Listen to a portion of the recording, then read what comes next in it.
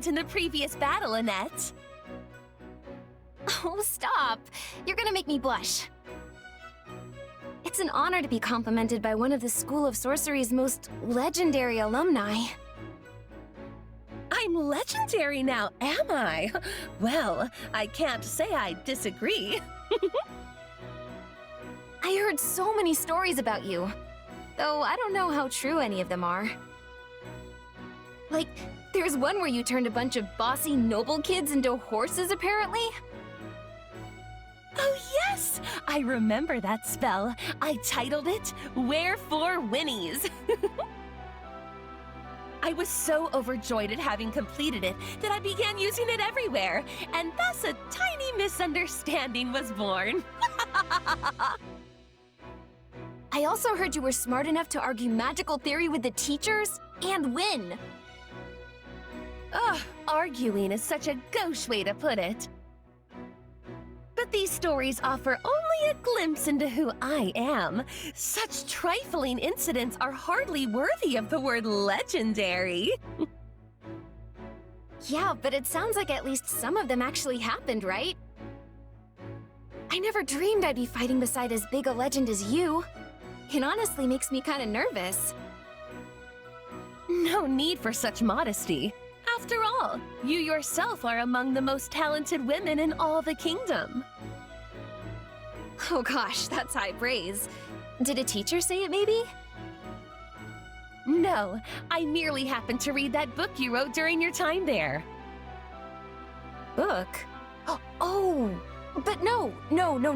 I mean, I'm not even sure I'd call that a book, so... Really, it was more like a collection of memos on how to bake Mercy's treats.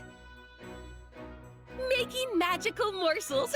Exactly! That book spoke to my very soul. The thought of using magic to simplify complicated cooking tasks was nothing short of revolutionary. Okay, but how did you get your hands on it? It was supposed to be private. I mean, I did give a teacher permission to present one of the spells, but... Combining ice and wind magic to make the outside soft while the inside stays crunchy. Oh, remarkable! It created a radical new movement of desserts that were softer, sweeter, and more divine than any which had come before. If you aren't proud of that, you can't be proud of anything. Though it is unfortunate the treats cannot be made without the use of the school's facilities.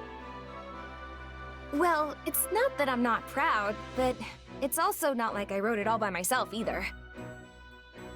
I mean, sure, the magic was me, but Mercy is the one who taught me how to bake in the first place.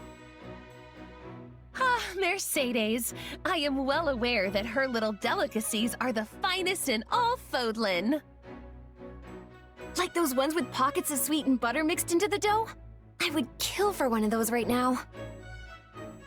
Oh, I haven't heard of that one! Is it a new creation? I must ask her to make it for me. Ahem. In any case, I look forward to getting to know you better, Annette.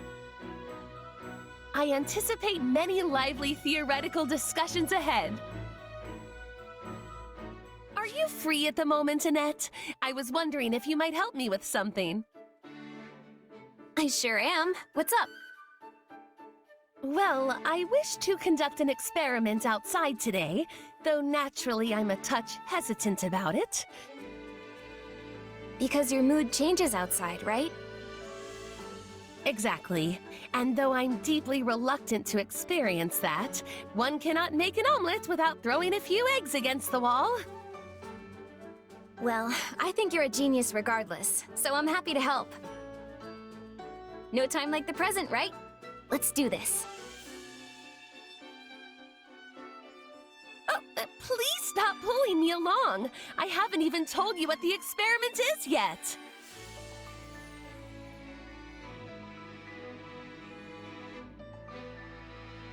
Oh dear. Oh dear. Are you certain you want to do this, Annette? I sincerely doubt any magic built upon my crude ideas could ever work. Oh, it'll be fine. Let's get started. Well, if you insist. I suppose we must begin this foolish experiment. Hey, I forgot to ask. What is the experiment anyway? Oh, just a completely useless spell meant to gather cats from the surrounding area. Oh gosh, cute! What are you waiting for? Let's get started!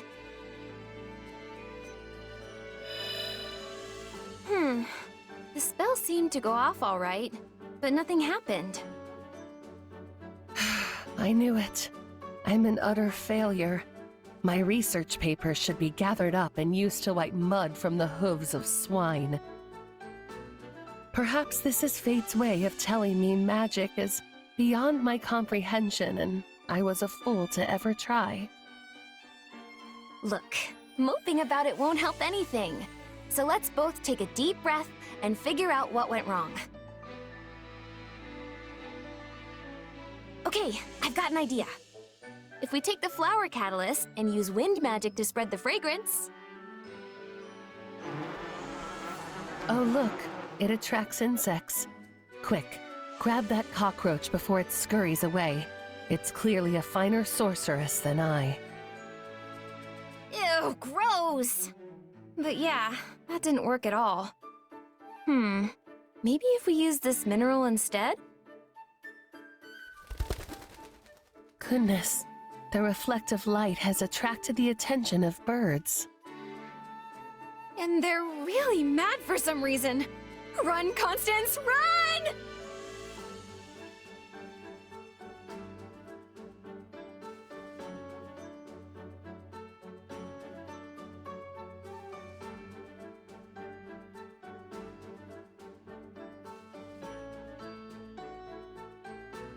Whew! I had intended that to be a brief exercise, but it proved to be quite the ordeal. Sorry that all my tinkering just made things worse. But hey, I did notice one thing. When those insects and birds showed up, there sure were a lot of them. True. Each attempt did seem to attract a single type of creature in unnaturally vast numbers. Does that indicate that the spell can indeed effectively summon a swarm of one specific species? It would certainly explain why the flower attracted so many bugs. Ugh. And why the light of the mineral called down such a huge flock of birds. Why, this is a magnificent discovery! I feel we're on the cusp of breaking new ground! Maybe it didn't go as planned, but I guess this turned out to be a pretty big success, huh? There's no time to waste, Annette! We must investigate the cause of this phenomenon at once! Yeah! I bet you'll create something revolutionary!